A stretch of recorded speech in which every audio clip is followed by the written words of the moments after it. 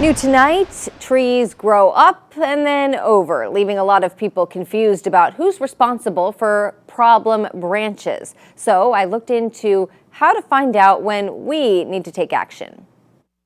I love living in the city of trees, but the gift of shade and beauty can also bring problems, like an almond tree branch crashing down on my fence. So I called in the big guns, Chico's public works director. You're not really sure exactly if it's yours or the city's. What's the first step? Yeah, contact us in Public Works Operations and Maintenance, and we'll send somebody out to measure the right-of-way and confirm ownership of that particular tree. In this case, it is the city's tree. My husband did a little bit of trimming. First of all, is that okay? That he trimmed, that was what was hanging on our roof? Yeah, so in minor trimming's fine, but we really like to kind of be aware. We want to make sure, one, the homeowners are safe. Tree trimming can be a pretty dangerous exercise or endeavor. We did a little work ourselves because it could be a while before the city and its 9 total tree workers have time for us. We do have different priority levels, right? And we are dealing with some pretty extreme public safety hazards with, several 100-foot trees and maybe the older parts of town, the downtown area. Yeah. South Campus is always kind of a focused area for us. So if you report tree troubles and the city tells you it's low priority? We have a contractor list of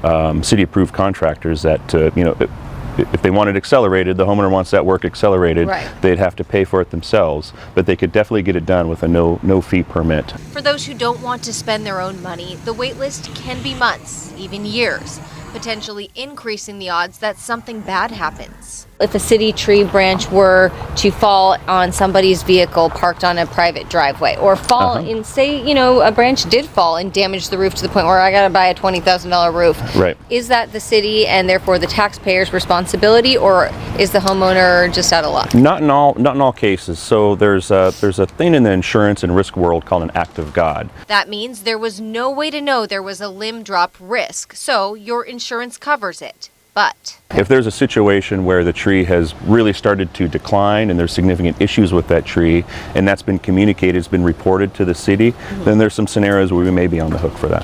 While investigating my tree, I noticed another potential problem: overhead lines weaving through the branches. But PG&E assured me the high voltage ones are cleared.